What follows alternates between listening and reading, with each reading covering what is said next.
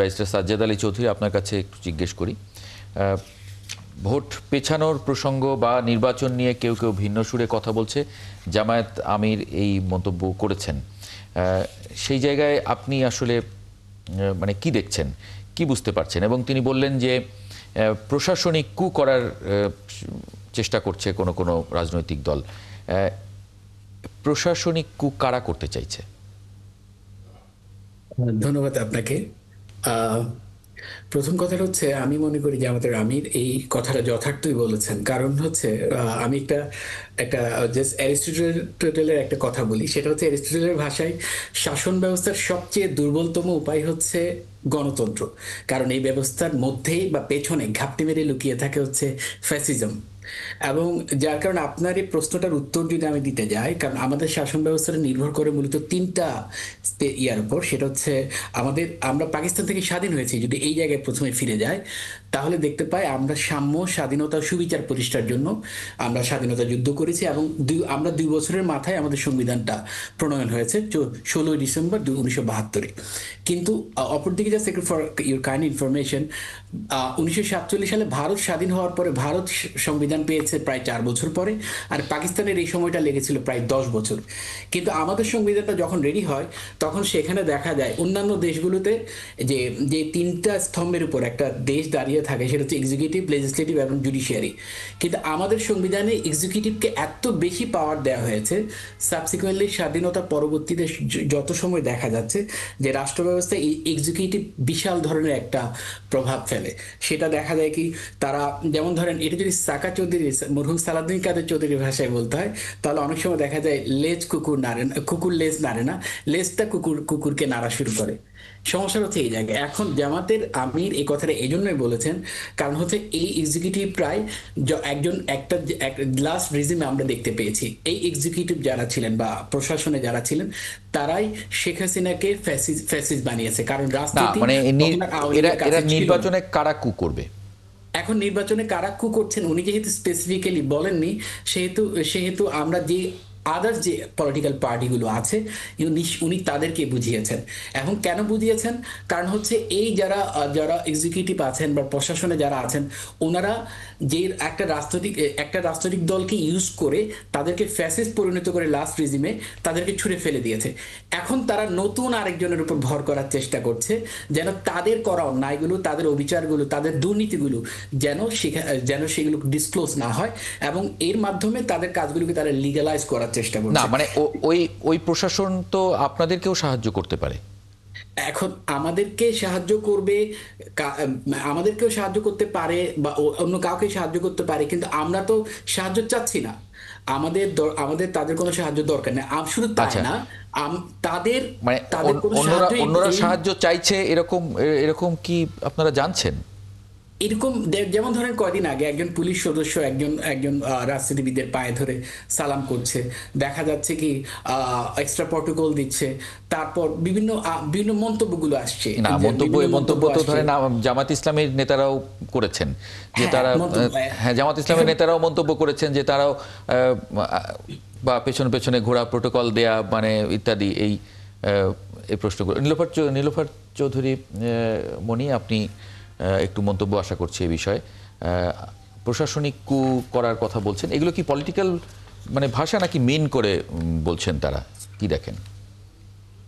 দেখেন, কিছু কিছু মানুষ আছে, ওই যে বলে না যে তোমার পাতে খাওয়া নাই, ওর পাতে খাওয়া নাই, তার মানে আমার পাত খালি। যারা এই ধরনের কথা বলছেন, প্রশাসনটা কিন্তু তারাই নিয়ন্ত্রণ করছেন।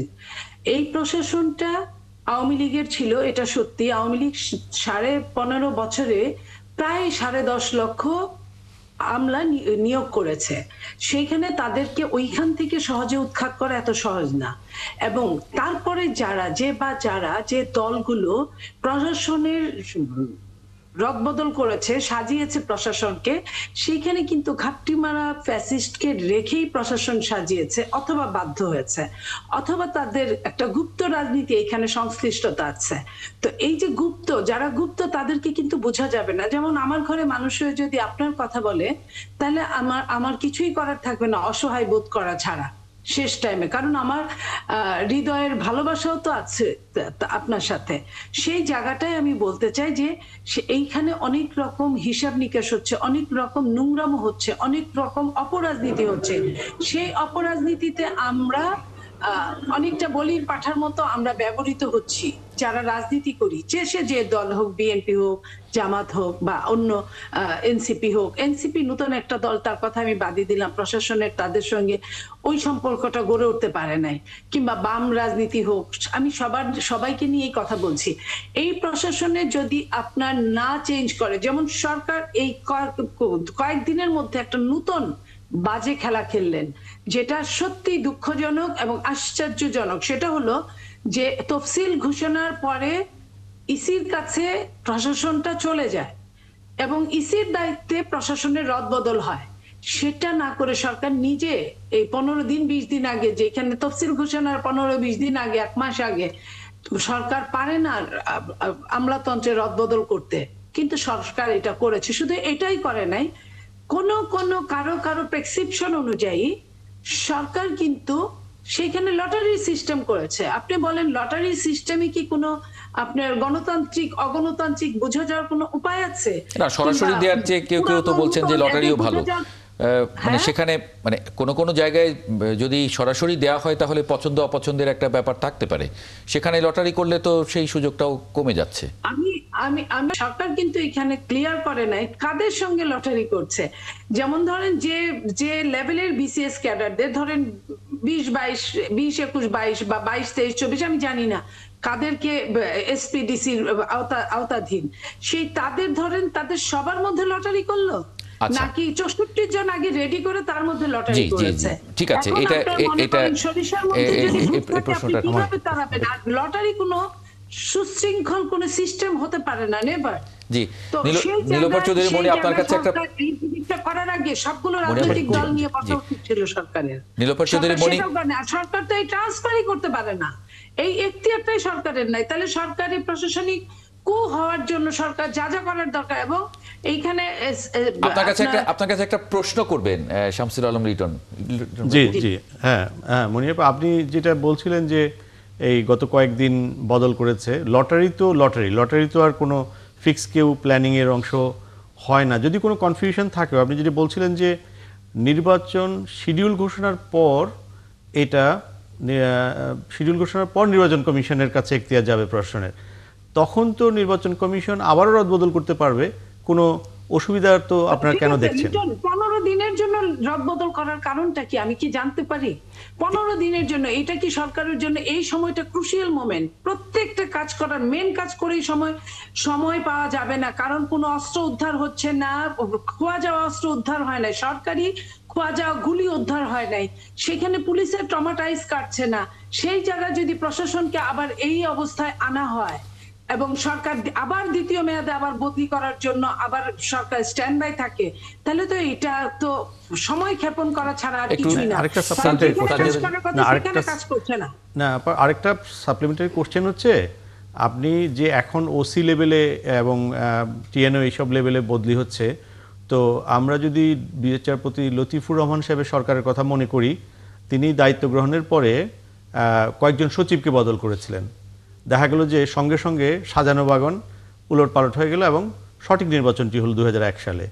তাহলে আমি কি মনে করতে পারি আপনারা যে মূল দলগুলো বিএনপি এবং জামাত এই যে এটা র‍্যাটরিক, অর্থাৎ একজন আরেকজনকে অভিযুক্ত করছেন, আসলে এটার পেছনে জনস্বার্থের চেয়ে আপনাদের দলীয় অবস্থান এবং আপনারা প্রশাসন থেকে, সরকার থেকে, অর্থাৎ এটি তো কোনো দলীয় সরকার নয়, এই সরকার থেকে আপনারা এই সরকারকে চাপে রাখতে চান, এটা কি সঠিক?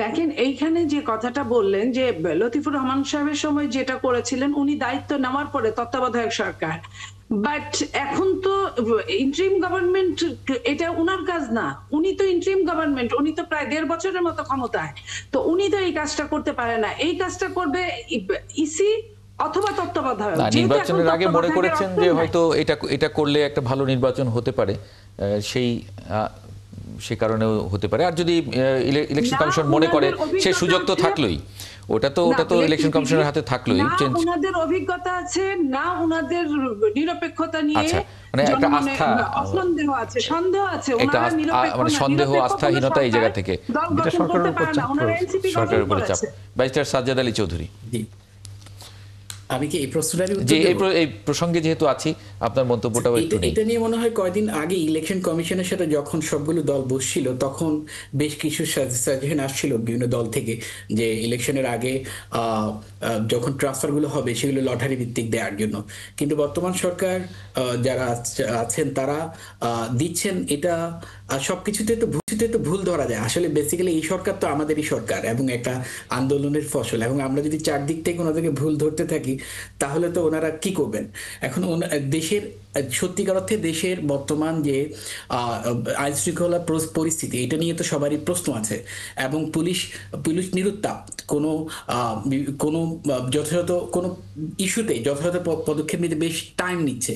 সেটা ক্রিমিনাল ইস্যু হোক, যেমন চট্টগ্রামে বড় বড় কিছু ঘটনা ঘটতেছে, ঢাকায় হচ্ছে, বিভিন্ন রাজনৈতিক কর্মীরা মারা যাচ্ছে, পুলিশ কিন্তু খুব আস্তে এবং শিথিলভাবে তাদের পদক্ষেপগুলো নিচ্ছে, যার কারণে বর্তমান সরকার তার রেগুলার পদক্ষেপ হিসেবে হয়তো এই সাজ্জাদ আলী চৌধুরী, একটা প্রশ্ন আছে আপনার কাছে। জি, অ্যাডভোকেট সাজ্জাদ, আপনার দল যে কথাটা বলছে এটা তো আসলে সরকারের বিরুদ্ধেই বলছে। আপনি সরকারকে যে মমতার পক্ষে, মমতাময়ী কথা বলছেন জনতার সরকার হিসাবে, কিন্তু আপনি তো আলটিমেটলি দলের যে ষড়যন্ত্রের কথা বলছেন, তার মানে কি দলের ষড়যন্ত্র, কোনো একটা দলের ষড়যন্ত্র, মানে জামাত বাদে, যেহেতু জামাত দাবি করছে, সেই দলটা কি তাহলে ডক্টর ইউনূসকে দিয়ে এটা করছে? আপনি আবার সরকারকে খুব কুসুম কুসুম ভালোবাসার কথা বলছেন, কিন্তু আবার অন্যদেরকে অ্যাটাক করতে গিয়ে আপনি কিন্তু সরকারকে অ্যাটাক করছেন। তাহলে এই সরকার কাজ করবে কিভাবে? আমি কি উত্তর দেব? জি জি প্লিজ। G please. আচ্ছা, এখন ইস্যুটা হচ্ছে যে কুসুম কুসুম সমালোচনা বলতে এটা এই জন্য করা হচ্ছে, আমরা প্রথম কথাটা হচ্ছে স্পেসিফিক্যালি বলা হচ্ছে কোনো রাজনৈতিক দল প্রশাসনকে দিয়ে কু করার চেষ্টা করা হচ্ছে, এবং সেটার উত্তরে আমি স্পেসিফিক্যালি দিলাম যে প্রশাসনে যারা আছেন তারা একটা যে দল ক্ষমতায় থাকে তখন সেই দলকে উপর ভর করে সেই দলের রাজনীতিবিদদেরকে দল থেকে বের করে দিয়ে ওই দলের উপর চড়াও হয়ে তারা ফ্যাসিজম কায়েম করতে সহায়তা করে, এবং তারা আপকামিং কারা আসতে পারে, প্রবাবল কারা আসতে পারে, এই দলগুলোর উপরে আবার ভর করার চেষ্টা করে, এবং যার কারণে আমরা ধারণা করছি, এবং প্রেজেন্ট অ্যাক্টিভিটিস প্রশাসনের বিভিন্ন কর্মচারী কর্মকর্তা, পুলিশের বিভিন্ন দায়িত্বশীল ব্যক্তিদের বিভিন্ন অ্যাক্টিভিটিসের উপর আমরা দেখতে পাচ্ছি যে এরাও কোনো বর্তমান ক্ষমতাসীন হতে পারে বা কন্টেস্ট করতে পারে, এইরকম কোনো একটা রাজনৈতিক দলের উপর তারা ভর করতে চেষ্টা করছে, এবং ভর করার কারণে এর মাধ্যমে একটা কু হওয়ার প্রবাবিলিটি আছে। এই কথার উপর এই সব ইস্যুগুলোর সামনে রেখে আমিরা জামাত এই কথাটা বলেছেন যে একটা রাজনৈতিক দল কু করার চেষ্টা করছে প্রশাসনকে সামনে রেখে, যেটা নির্বাচনের সময় এই চাপ আসলে সব সময়, এটা একটা রেটরিকও বটে সব সময়। তবে একটা জিনিস মাহবুব ভাই, আমার মনে হয় আমি দুই দলকেই যদি একটা প্রশ্ন করি, আপনারা দুইজনই হয়তো একটু সাহায্য করতে পারেন।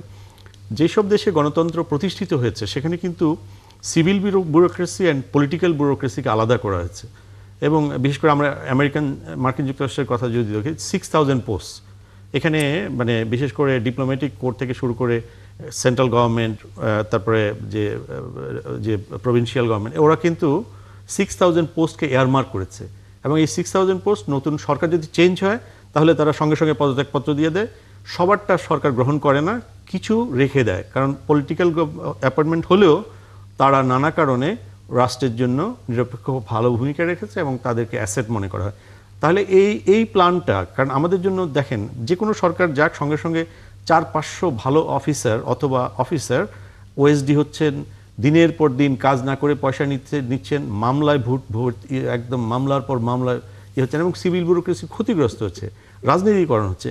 এটা নিয়ে আমাদের রাজনীতিকরা প্রায় কথাও বলেন, কিন্তু আমি যদি জামাতের কি প্ল্যান আছে এবারের এতে, এবং বিএনপির কি প্ল্যান আছে এই প্রশাসনকে নিয়ে, কারণ আপনি 18 কোটি মানুষকে সঠিকভাবে যদি সুন্দর শাসন দিতে চান তাহলে ব্যুরোক্রেসি ছাড়া তো হবে না, ব্যুরোক্রেসি লাগবে। তো ব্যুরোক্রেসিকে তাহলে পলিটিক্যালি হ্যান্ডেল করার যেটা, সেই অংশটা কি হবে? এভাবে থাকলে তো আরও 53 বছর একইভাবে চলবে, এইভাবেই রেটরিক চলবে, এবং এন্ড অফ দ্য ডে আমরা যেটা চাওয়া সুশাসন সেটা কখনো পাবো না। না, এটা নিয়ে কোনো তো পরিষ্কার কোনো ধারণা আসলে কোনো দলই এবং এই এখন সংস্কার পর্যন্ত আলোচনার দেয়নি। মধ্যেও কিন্তু ছিল কেউ না। এটা raise আমার করেনি। মনে হয় যে আপনি খুব মানে গুরুত্বপূর্ণ একটা পয়েন্ট রেজ করেছেন। এটা নিয়ে আসলে Next কোনো একটা দলগুলো সময় নিশ্চয়ই আলোচনা করতে পারেন। নির্বাচন জি, আপনার হাতে যেহেতু সামনে এখন রেখে অনেক এই ইস্যু, আলোচনা এটা নিয়ে আপনি আলাদা সেশন হ্যাঁ, করতে আলাদা পারেন। session thank you. করতে হবে আর কি। অনেক ধন্যবাদ নীলোফার চৌধুরী মণি এবং ব্যারিস্টার সাজ্জাদ আলী চৌধুরী আপনাদের দুজনকে যুক্ত হবার জন্য একাত্তর জার্নালে।